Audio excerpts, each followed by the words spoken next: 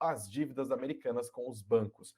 27 bilhões de reais. Quando a lista foi divulgada, o Deutsche Bank apareceu ali com uma dívida de 5 bilhões e 200 milhões de reais.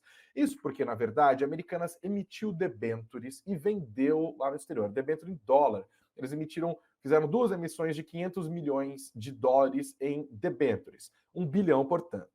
É aí, colocando ali o câmbio em 5,20, a gente está falando de 5 bilhões e 200 milhões de reais. Mas isso, dinheiro não está com o Deutsche Bank, ele é só a instituição fiduciária, tá? Dessa grana. Isso significa que foi o Deutsche Bank que emitiu essa grana que foi comprada por credores diversos lá no exterior. Então, esses 5 bilhões e 200 milhões de reais, que na verdade são 1 bilhão de dólares, estão nas mãos de vários credores ali, não estão nas mãos do Deutsche Bank. Mas esta não é a situação dos outros bancos. Vamos dar uma olhada aqui, a listinha. A listinha boa, vamos lá. Bradesco lidera, tá? Então a gente olha aqui para as dívidas de fato com as instituições bancárias. Americanas deve ao Bradesco 4,8 bilhões de reais. É até um zoom maior aqui. Depois vem o Santander Brasil, 3 bilhões e 600 milhões de reais é dívida da Americana com a subsidiária brasileira do Banco Espanhol. BTG Pactual, a dívida da Americanas com BTG é de 3 bilhões e meio de reais. Banco Votorantim, BV, 3 bilhões e 300 milhões de reais. Vocês conseguem ver calculadora? Se eu colocar a calculadora aqui, deixa eu ver se aparece. Ah, não dá para aparecer. Eu vou somando aqui então, ó. 4,8 de Bradesco, mais 3,6 de Santander, já são 8,4.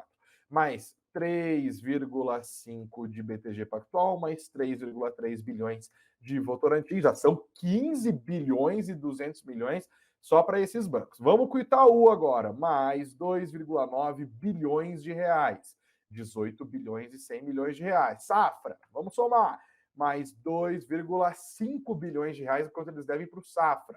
Banco do Brasil, Americanas deve 1 bilhão e 300 milhões de reais para Banco do Brasil. Até aqui, gente, Banco do Brasil, Bradesco, BTG Pactual, BV, Itaú Unibanco e Safra já são 21 bilhões e 900 milhões de reais.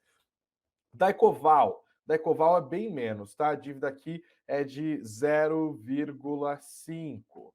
São 22 bilhões de 400 milhões de reais. Caixa Econômica Federal, praticamente a mesma coisa, mais 0,5. ABC Brasil, 0,415. Estamos com 23,315. Eu estou arredondando aqui, então vai dar mais ou menos o valor.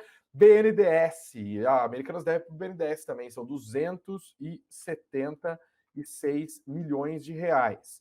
Mais Banco da Amazônia, 0,1. Aqui já são quase 24 bilhões de reais. E ainda tem outras instituições financeiras, lembrando que é uma lista de dezenas de milhares de pessoas para quem a Americanas deve. E também tem outras dívidas para instituições que não são bancos, mas que são empresas que prestam serviços ou que vendem produtos para Americanas que são comercializados. Por exemplo, para Samsung, a Americanas deve 1 bilhão e 200 milhões de reais. Vende produtos da Samsung ali no site, está nessa conta. Para o Google, a Americanas deve 94 bilhões de reais. Para a Apple, 98,6 milhões de reais. Para o Facebook, 11,4 milhões de reais. No processo todo, agora os valores atualizados, a equipe jurídica afirmou que a empresa deve para quase 8 mil credores a quantia de 41,2 bilhões de reais. São estes os números da Americanas. Os números ainda estão sendo consolidados, portanto, esses números podem ficar um pouquinho mais elevados, inclusive. Duvido que seja arredondado para baixo, né?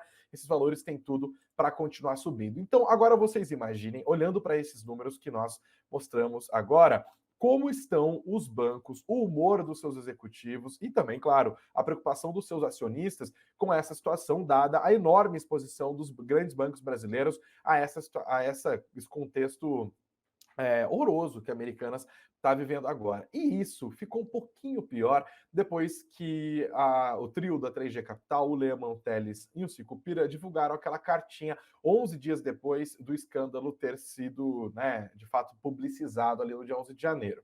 Eles demoraram esse tempo todo, e a gente falou sobre isso na live de ontem, mas eu vou reprisar esse trecho, né, da carta deles, em que eles falam: olha, a gente não sabia de nada, não duvidem de nós. Nós temos uma reputação ilibada, prezamos pela boa administração, pela transparência.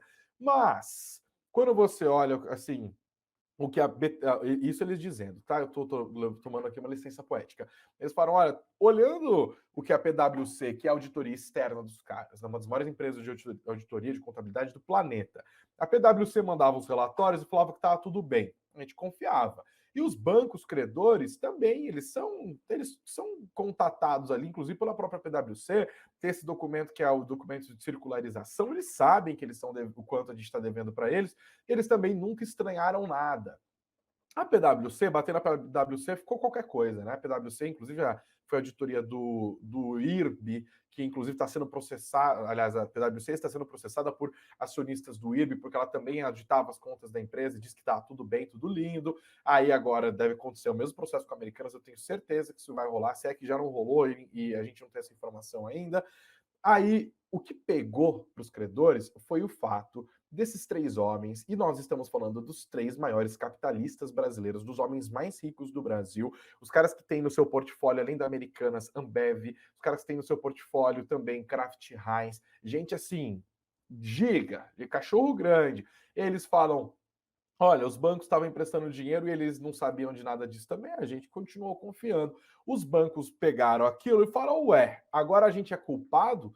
Vocês, lembrando daqueles trechos daquelas comunicações judiciais, inclusive do BTG Pactual, em que eles praticamente acusam o Lehman e o Teles e o Sicupira de estarem por detrás de uma fraude, acusam de insider trading, lembrando que executivos e diretores americanos venderam ações da empresa meses antes, a gente está falando de 20 bilhões de reais, e aquela pergunta de é possível você ter inconsistências contábeis que podem sim ser fraude da ordem de 20 bilhões de reais e uma pessoa ter feito isso? Se foi assim, quem foi esse gênio, né? Outras pessoas participaram, outras pessoas podem não ter desviado grana, se é que foi o caso de desvio de grana. Mas será que eles não sabiam? Será que eles sabiam e agiram a posteriori? Será que a gente está sendo engambelado por um grande processo, por um grande acordo entre executivos e gente bilionária? Todas essas dúvidas chegam e sobram para todo mundo. E aí os acionistas de referência, que são os homens mais ricos do Brasil, divulgam uma carta 11 dias depois que o fato veio à tona e dão a entender que a culpa é da auditoria externa e também dos credores. Os credores falam,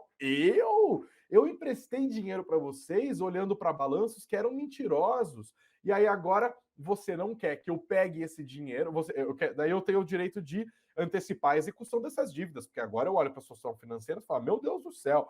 E aí a gente vai lá e bloqueia essa grana que está no caixa. Aí vocês vão para a justiça e entram com pedido de recuperação judicial. Então vocês querem que a gente renegocie, que a gente estique o pagamento, eventualmente que a gente receba menos dinheiro até do que a gente emprestou lá atrás, e vocês ainda se pronunciam tardiamente, botando a culpa em mim? Nananina, não.